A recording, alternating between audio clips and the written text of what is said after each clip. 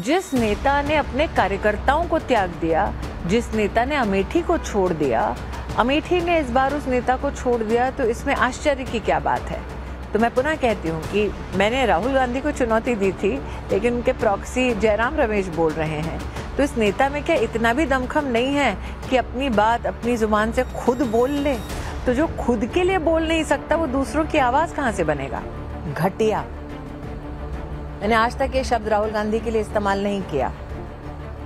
पहले सिर्फ ये कहती थी कि उनकी पार्टी में जो भी मुझ जैसी महिला जो उनकी प्रतिद्वंदी होती है, उसके खिलाफ जो सेक्सुअली वेटेड शब्द इस्तेमाल करते हैं, वो राहुल गांधी द्वारा इंस्पायर्ड हैं, वो राहुल गांधी द्वारा प्रोत्साहित हैं। लेकिन आज मैंने उनके मुख से सुन लिया, जो अपने पिता के दोस्त की बहू को ना बख्शे, उससे क्या उम्मीद लगानी?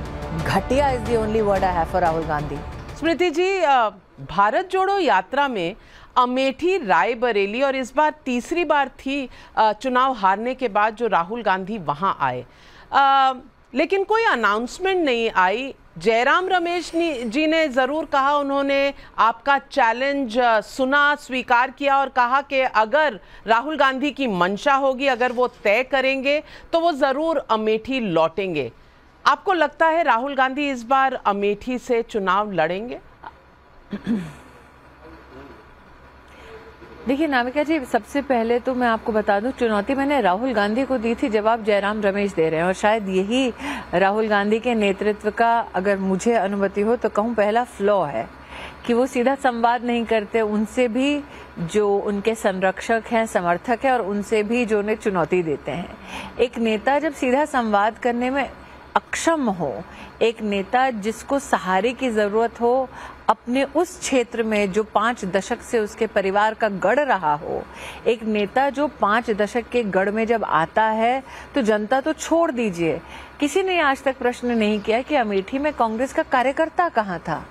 तो जिस नेता ने अपने कार्यकर्ताओं को त्याग दिया, जिस नेता ने अमेठी को छोड़ दिया, अमेठी ने इस बार उस नेता को छोड़ दिया, तो इसमें आश्चर्य की क्या बात है।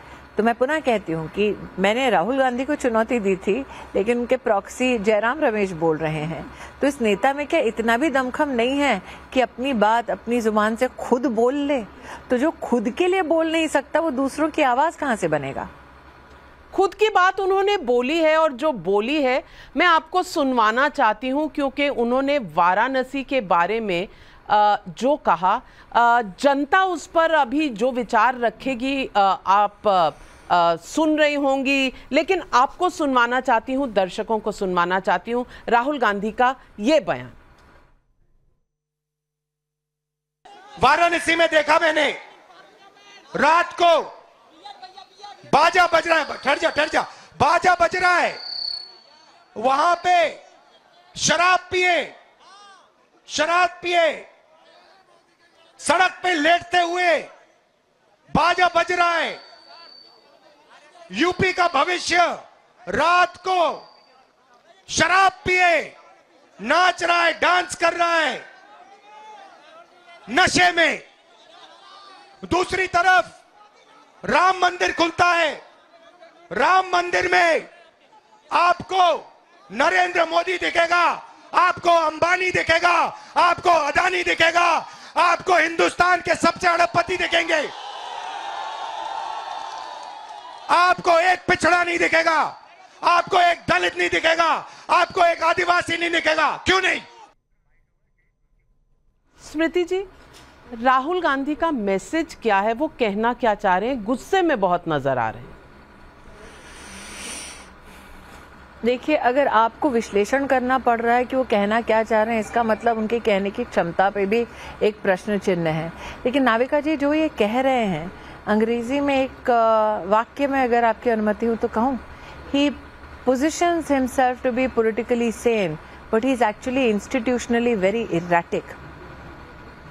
कोई भी सभ्य समाज में भले ही आप प्रतिद्वंदी हो राजनीति की दृष्टि से, लेकिन कभी भी किसी के आराध्य पर इस प्रकार की तीखी प्रक्रिया नहीं करते। काशी में महामहिम राष्ट्रपति जी का जब संबोधन हुआ देश की संसद को, तो ये जनता के सम्मुख आंकड़ा प्रस्तुत हुआ कि काशी कॉरिडोर के माध्यम से 8 करोड़ हिंदुस्तानी दर्शन के लिए आए। हमारे आराध्य पर टिप्पणी करना, ओछी बातें कहना, ये नया नहीं है गांधी खानदान के लिए। हमारे देश में एक प्रथा रही है कि मंदिर से जब बुलावा आता है तो कोई उस बुलावे को ठुकराता नहीं है। इनफैक्ट हमारे संस्कार ये कहते हैं कि आपके उच्च कोटि के भाग्य के कुछ रतन होंगे कि आपको प्रभु के घर से बुलावा आता है। ये हमने शायद सार्वजनिक जीवन में पहली बार देखा कि एक खानदान न सिर्फ प्राण प्रतिष्ठा का न्योता ठुकराता है, बल्कि उसके ठुकराने की पूरी प्रतिक्रिया और प्रक्रिया को प्रेस विज्ञप्ति के माध्यम से जाहिर करता है। राम के खिलाफ जो इन्होंने अपशब्द कहे, राम लल्ला भव्य मंदिर में विद्यमान हो, जिस प्रकार की ओछी टिप्पणियां इन्होंने की, अब काशी पर इनका प्रहार हो रहा है। मैंने पहले भी आपके चैनल पर कहा था, द्वेष इनको मोदी के प्रति है, ये देश का अपमान करते हैं। अब मोदी के प्रति इनको घृणा है, लेकिन अब घृणा हिंदू समाज और हमारे भगवान के खिलाफ वो दिखाते हैं। जहां तक कि उनको ओबीसी या पिछड़ा नहीं दिखा। नरेंद्र मोदी किस वर्ग के हैं? आदिवासी समाज की बात करते हैं राहुल गांधी। जब भारतीय जनता पार्टी ने जनजातीय समाज की एक गरीब बेटी को महामहिम राष्ट्रपति के पद के लिए उम्मीदवार के रूप में प्रस्तुत किया, तब कांग्रेस के नेताओं ने इतनी घटिया टिप्पणी की थी द्रौपदी मुर्मू जी के लिए। राहुल गांधी तब क्यों नहीं बोले? क्यों उन्होंने तब जनजातीय समाज की एक महिला उम्मीदवार के खिलाफ अपनी ओर से एक प्रतिद्वंदी खड़ा कर दिया? आज मैं आपको करबद्ध निवेदन करती हूँ, आप राहुल गांधी की पॉलिटिकल जर्नी को एक बार देखिए। विशेषतः ये जो यात्रा निकालने की बात कर रहे हैं, उस यात्रा को देखिए। इस यात्रा में उत्तर प्रदेश में आपको क्या दिखा? अखिलेश यादव एक बार भी इस यात्रा से नहीं जुड़े। इस यात्रा में आपको राहुल गांधी का एक नया चेहरा क्या दिखा कि उनकी फ्रस्ट्रेशन की इतनी सीमाएं पार हो रही हैं कि अब वो कोई भी ऊंची बात कहने को तैयार है, क्योंकि वो झल्ला चुके हैं। आज आपने गठबंधन की घोषणा देखी, लेकिन उसके आसपास कांग्रेस का कोई भी वरिष्ठ नेता नहीं देखा, स्थानीय कोई आपने नेता देखे। तो मेरा ये मानना है, मैं पुनः अंग्रेजी में वो वाक्य कहती हूँ, he seems to be politically sane but he is genuinely institutionally erratic. कौन है जो घोषणा करता है कि मैं देश भर में यात्रा करूंगा और अचानक अमेठी और रायबरेली से इतना खार खा जाता है कि घोषणा कर देता है कि नहीं जी यात्रा रोक दो, अब मैं विदेश जाऊंगा। तो जो खुद पॉलिटिकली स्टेबल नहीं है, वो दूसरों को पॉलिटिकली स्टेबल कैसे कर पाएगा? अंतिम बात नाविका जी, इस प्रश्न के उत्तर में आप मुझे बताइए, चुनाव सर पर है, इंडिया अलायंस का मुखिया कौन है? नीतीश कुमार बनने वाले थे, उनको तो आप ले गए। अपने गठबंधन, देखिए मैं पुनः कहती हूं, Rahul Gandhi is that ingredient that can make any institution fall apart. और ये मैं बड़ी गंभीरता से कह रही हूं, मैं उनका उपहास नहीं उड़ा रही हूं, मजाक नहीं कर रही हूं। He is genuinely now seeming to be more and more erratic. वरना कौन अपनी पॉलिटिकल यात्रा को छोड़ के अचानक विदेश चले जाता है? कौन आकर अपशब्द कहता है काशी के लिए? राम लला जब विद्यमान हो रहे हैं भव्य मंदिर में, जिस धर्म ने 500 साल अपने धर्म के लिए धैर्य दिखाया और कुछ नहीं, मोदी से इतने गिला शिकवा है, कम से कम हिंदुओं को और हिंदू धर्म को तो स्पेयर कर दो। अब आप ऐसे व्यक्ति से अपेक्षा करती हैं, उम्मीद करती हैं कि वो लोगों को आकर्षित करेगा? जहां एक इंसान 5 दशक के गढ़ में न जनता को न अपने कार्यकर्ता को आकर्षित कर पाया, जहां एक इंसान अपने सो कॉल्ड अलायंस पार्टनर के साथ पूरे उत्तर प्रदेश में एक जगह भी यात्रा में नहीं दिखा, जहां एक इंसान अपनी अलायंस का स्वयं मुखिया घोषित नहीं हो पाता। अरे गठबंधन को राहुल गांधी मुखिया के नाते स्वीकार नहीं है, तो देश उसे क्यों स्वीकारेगी? आपने सही सवाल उठाए, लेकिन एक वाकया और है जो लोगों की नजरों में आया है और इस पर बहुत चर्चा है। मैं आपको सुनवाना चाहती हूं। उत्तर प्रदेश में स्थानीय इलाके में एक पत्रकार के साथ जो उनकी बातचीत हुई, मैं आपको और अपने दर्शकों को वो सुनवाती। मीडिया के आप, नाम क्या आपका? हाँ, आप शिव प्रसाद जी हैं। आपके मालिक का क्या नाम है? आपके मालिक का क्या नाम है? क्या नाम है? नाम बताओ, नाम बताओ। ओए मारो मत यार, मारो मत उसको, मारना नहीं है, मारना नहीं है। नाम बताओ उसका। वो ओबीसी है? नहीं। वो दलित है? नहीं। वो आदिवासी है? नहीं। अरबपति है वो। आपने कभी भैया उसको मारो मत बेचारे को। भैया आप आ जाओ यहां, आ जाओ, आ जाओ। डरना नहीं है, इसको बुलाओ। आ जाओ, आ जाओ, आ जाओ। मारना नहीं है इसको। आओ इधर, इधर आओ भाई। अब एक पत्रकार को पूछा, नाम वो कहता है शिव प्रसाद। असल में हमने जब तहकीकात की तो शिव प्रसाद यादव था, और उससे उसके मालिक के बारे में पूछकर उन्होंने कास्ट ओबीसी वाला मुद्दा उठाया। आपको लगता है ये मुद्दा कहीं बीजेपी को बैकफुट पर करेगा? नाविका जी, सार्वजनिक रूप से एक सामान्य पत्रकार को उसकी जाति के आधार पर राहुल गांधी एक पूरे क्राउड को उत्तेजित करते हैं। एक पत्रकार को जो सवाल कर रहा है, आप भी कई बार मुझसे तीखे सवाल करती हैं, हम भी कई बार पत्रकारों के साथ तीखी बहस करते हैं, लेकिन एक क्राउड में एक पत्रकार की सुरक्षा को इस प्रकार से आप चुनौती दें और उसको सार्वजनिक रूप से ह्यूमिलिएट करें। मैं पुनः आपको कहती हूँ, ये एक पॉलिटिकली नहीं, जेन्युइनली एक डिस्टेबलाइज्ड इंसान के और भी संकेत राहुल गांधी दे रहे हैं। पत्रकार की अगर आप जाति पूछे तो मैंने तो ये समझा था कि पत्रकार सिर्फ अपने कलम से अपने काम के आधार पर जाना जाता है।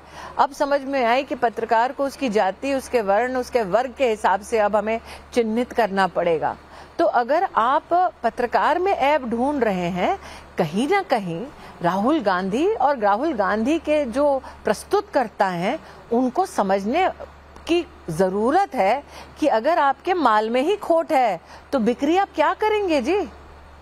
तो आप पैकेजिंग चाहे कितनी भी कर लें, जब ये व्यक्ति खड़ा होता है किसी मंच पर, उसके हाथ में आप माइक थमाते हैं, बिना कागज के जब व्यक्ति बोलने लगता है तो उसके मुख से मिथ्या अथवा अपमान की शैली भरे शब्द, इसको छोड़ के और कुछ नहीं निकलता। लेकिन अंततोगत्वा अगर हम इस पूरी यात्रा का कोई परिणाम देखें तो परिणाम क्या है नाविका जी? राहुल गांधी ने समाज को बांटने के अलावा क्या कहा है? 24 का चुनाव, उस पर उनका मुद्दा क्या रहेगा? कब आएंगे वो मैदाने जंग में बात करने के लिए, डिबेट करने के लिए मुद्दों पर? और आपने आज के इस कार्यक्रम की शुरुआत की थी मुझसे पूछते हुए कि मैंने मतलब स्मृति ईरानी ने चुनौती दी राहुल गांधी को। अरे भाजपा के एक सामान्य कार्यकर्ता की चुनौती पर भी जवाब नहीं दे सकता राहुल गांधी। तो जो इन्होंने इस पत्रकार के साथ दुस्साहस किया, दुर्व्यवहार किया रायबरेली में, ये तो हमारे स्थानीय पत्रकार भी जानते हैं। यहाँ अमेठी में भी धक्का मुक्की किए हैं कि जब जब राहुल गांधी के सर पर यह भय चढ़ जाता है कि उनकी हार सुनिश्चित हो चुकी है, तब तक वो इस प्रकार का रुख अपनाते हैं। आज की जो घोषणा हुई है उनके सो कॉल्ड गठबंधन की, आप सीटें देखिए ना, उत्तर प्रदेश में कितनी लोकसभा की सीटें हैं और कांग्रेस ने कितनी मांगी है। इसका मतलब कांग्रेस ने ये घोषित कर दिया है कि वो काबिल ही नहीं कि 80 की 80 सीटों पर लड़ ले। तो जिसको अपनी काबिलियत पर डाउट है उस पर हम टिप्पणी करके क्या करेंगे? जिसे खुद सहारे की जरूरत है वो दूसरों का सहारा क्या बनेगा? लेकिन स्मृति ईरानी जी, पिछले 3-4 दिनों में राम मंदिर को लेकर उन्होंने कुछ सवाल उठाए हैं एक तरफ उन्होंने कहा है कि वहाँ अडानी अंबानी जाया करते हैं, वहाँ कोई ओबीसी नहीं होता, कोई दलित नहीं होता, कोई आम इंसान नहीं होता। एक टिप्पणी उन्होंने और की है जो मैं आपको सुनवाना चाहती हूँ, क्योंकि आप महिला मंत्री हैं, आपको ये सुननी चाहिए। मेरा आग्रह है आपसे, ये जो उनका स्टेटमेंट है जरूर सुनिए।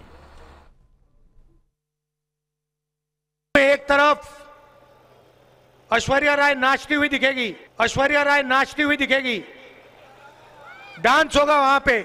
मीडिया में कुछ दिखाना है तो ऐश्वर्या राय को नाचते हुए दिखाना है। उधर देखो, वो देख ऐश्वर्या राय। मैं पूछना चाहती हूँ, ऐश्वर्या राय जी तो थी भी नहीं 22 जनवरी की प्राण प्रतिष्ठा में। नहीं घटिया नाविका जी, जेन्युइनली घटिया। ये उनकी बहू है जो राहुल गांधी के पिताजी के परम मित्र हुआ करते थे। और हमारे देश में, हमारी सभ्यता में, घर में पिता के मित्र की बहू का इस प्रकार से सार्वजनिक अपमान करना, आप किसी भी हिंदुस्तानी से पूछ लीजिए, घटिया। मैंने आज तक ये शब्द राहुल गांधी के लिए इस्तेमाल नहीं किया। पहले सिर्फ ये कहती थी कि उनकी पार्टी में जो भी मुझ जैसी महिला जो उनकी प्रतिद्वंदी होती है उसके खिलाफ जो सेक्सुअली वेटेड शब्द इस्तेमाल करते हैं वो राहुल गांधी द्वारा इंस्पायर्ड हैं, वो राहुल गांधी द्वारा प्रोत्साहित हैं। लेकिन आज मैंने उनके मुख से सुन लिया, जो अपने पिता के दोस्त की बहू को ना बख्शे, उससे क्या उम्मीद लगानी। घटिया is the only word I have for Rahul Gandhi. किसी भी महिला के खिलाफ इस तरह का रवैया, और खास करके वो तो वहां थी भी नहीं, बार बार घटिया नाविका जी, घटिया। मैं दोबारा कहती हूँ, मैं कह रही हूँ घटिया। और अब तक माफी तो मांगेंगे नहीं, सोनिया जी के भी रोंगटे नहीं खड़े हुए होंगे, श्रीमती वाड्रा भी चुप्पी साध कर बैठी रहेंगी।